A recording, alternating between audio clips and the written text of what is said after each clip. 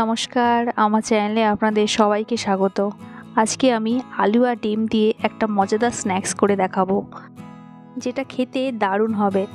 রেসিপিটা একটু নতুন ধরনের আর ইনগ্রিডিয়েন্টসও খুব একটা বেশি কিছু লাগবে না, তাই স্কিপ না করে পুরো ভিডিওটা দেখার অনুরোধ রইল। সবার প্রথমে স্ন্যাক্সের জন্য 3টে আলু সেদ্ধ করে নিয়েছি, সঙ্গে 2টো মিডিয়াম সাইজের পেঁয়াজ মিহি করে কুচিয়ে নিয়েছি, আর একটা গাজর আর একটা ক্যাপসিকামও একটু ছোট করে কুচিয়ে নিয়েছি। আর নিয়েছি 1 কাপ বা 200 মিলিলিটার মতন দুধ আর 200 গ্রাম ময়দা। একটা ফ্রাই প্যানে 4 টেবিল চামচ মতন রিফাইন্ড অয়েল দিয়ে আগে গাজরটা একটু নেড়ে চেড়ে নেব। 30 সেকেন্ড মতন একটু নাড়াচাড়া করার পর পেঁয়াজ কুচিটা এখানে দিয়ে দেবো। এরপর গাজর আর পেঁয়াজটা একটু হালকা করে ভেজে নেব, আর তার জন্য এখানে দিয়ে দেবো একটু স্বাদ মতন নুন। এরপর মিডিয়াম ফ্লেমে একটু গাজর আর পেঁয়াজটা নাড়াচাড়া করে নেবো যতক্ষণ না গাজর আর পেঁয়াজটা একটু সফট হয়ে আসছে। হালকা লালচে রং ধরলে এখানে দিয়ে দেবো ক্যাপসিকাম কুচিটা। ক্যাপসিকাম যেহেতু খুব তাড়াতাড়ি সেদ্ধ হয়ে যায়, তাই খুব একটা বেশি নাড়াচাড়া করার দরকার নেই। আরও 30 থেকে 35 সেকেন্ড মতন সব কিছু একটু নেড়ে চেড়ে নিয়ে নেবো মিডিয়াম ফ্লেমে। গ্যাসের ফ্লেমটা অফ করে দেবো। অপরদিকে সেদ্ধ করা আলুটা ভালো করে ম্যাশড করে নেবো। আর আলুটা ঠিক এরকম ভালো করে ম্যাশ করা হয়ে গেলে ভেজে রাখা সবজিটা আলুর মধ্যে দিয়ে দেবো। সবজি ভাজার সময় আগে থেকে একটু নুন দেওয়া ছিল, কিন্তু যেহেতু আলুতে নুন দেওয়া নেই, তাই অল্প স্বাদ মতন এখানে একটু নুন দিয়ে দেবো। সঙ্গে দেব 2 চামচ গোলমরিচের গুঁড়ো, আর দেবো মোজারেলা চিজ একটু গ্রেট করে। চিজ আপনাদের স্বাদ অনুযায়ী বেশি বা কম দেবেন। আমি এখানে 50 গ্রাম মতন চিজ গ্রেট করে দিয়ে দিয়েছি। আর কোনো ইনগ্রিডিয়েন্টস এখানে পড়বে না। এইবার সব কিছু একটু ভালো করে মিশিয়ে নিতে হবে এইভাবে। আর ভালো করে মেশানো হয়ে গেলে স্ন্যাক্সের জন্য যে পুরটা লাগবে সেটা রেডি। এরপর একটা পাত্রে 2টো ডিম ভেঙে নিয়ে নেব, সঙ্গে দেবো 1/2 চামচ মতন চিনি।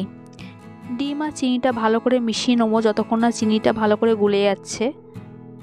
এরপর ডিমের সঙ্গে দিয়ে দেবো 5 টেবিল চামচ ময়দা।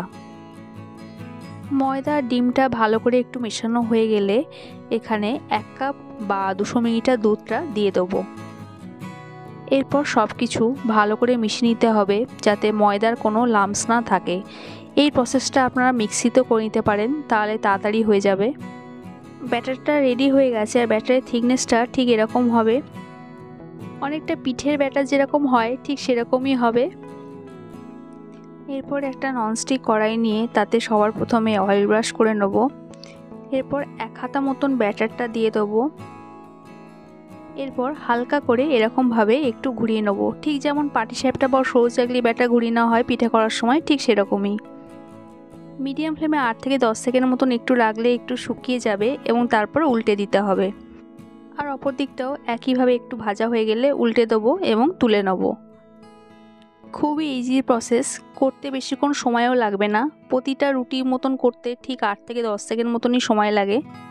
শুধু একটু খেয়াল রাখতে হবে যখন ব্যাটারটা দেওয়া হবে গ্যাসের ফ্লেমটা একদম লোতে থাকবে, আর ব্যাটার দেওয়া হয়ে গেলে গ্যাসের ফ্লেমটা মিডিয়াম ফ্লেমে থাকবে।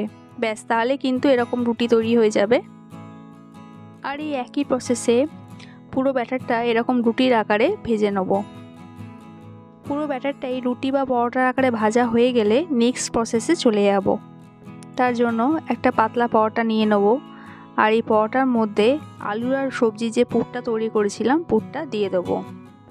পুরটা ঠিক এরকম একটু মাঝামাঝি জায়গায় রাখতে হবে। সবার প্রথমে শেষের দিকটা ফোল্ড করব, তারপর 2 সাইড ফোল্ড করব, আর পুরোটা এবার আস্তে আস্তে ফোল্ড করে নেব। ফোল্ড করার সময় বেশি প্রেশার দেবেন না, একটু সাবধানে ফোল্ড করতে হবে, নাহলে পুরটা বেরিয়ে যেতে পারে।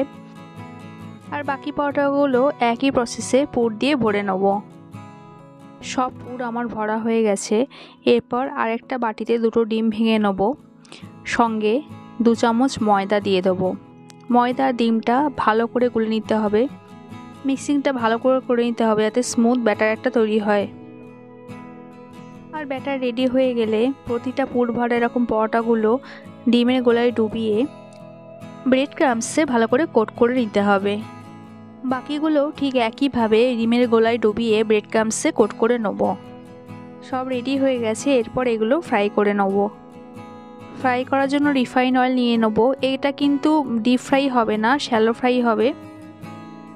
তেলটা গরম হলে মিডিয়াম ফ্লেমে এগুলো একটা একটা করে দিয়ে দেবো। আর একদিক একটু লালচে ভাজা হলে স্প্যাচুলা আর খুন্তির সাহায্যে এরকমভাবে উল্টে দেবো। অপর দিকটাও একই প্রসেসে একটু ভেজে নেব। প্রতিটা সাইডে কিন্তু 8 থেকে 10 সেকেন্ডের বেশি থাকবে না, তাতেই এরকম গোল্ডেন ব্রাউন কালার চলে আসবে। যেহেতু এগুলো শ্যালো ফ্রাই করছি তাই করতে বেশিক্ষণ টাইম লাগবে না। আর ভাজার পর ঠিক এরকমই দেখতে হবে, অনেকটা প্যাটিসের মতনই কিন্তু দেখতে লাগছে। একই প্রসেসে বাকিগুলোও ভেজে নেব। তবে উল্টানোর সময় অবশ্যই দুটো জিনিসের সাহায্যে কিন্তু উল্টাবেন, না হলে ভেঙে যেতে পারে। আর বোথ সাইড এরকম শ্যালো ফ্রাই করলে রেডি আলু আর ডিম দিয়ে তৈরি দারুণ একটা স্ন্যাক্স। এটা যেহেতু একটা হেভি স্ন্যাক্স তাই চাইলে ডিনারেও আপনারা খেতে পারেন। আজকের এই ইউনিক রেসিপিটা কেমন লাগলো অবশ্যই কমেন্টে জানাবেন। আর আমার চ্যানেলে যদি নতুন হয়ে থাকেন তাহলে চ্যানেলটা সাবস্ক্রাইব করার অনুরোধ রইল। দেখা হচ্ছে পরের রেসিপিতে। সবাই সুস্থ থাকবেন, ভালো থাকবেন।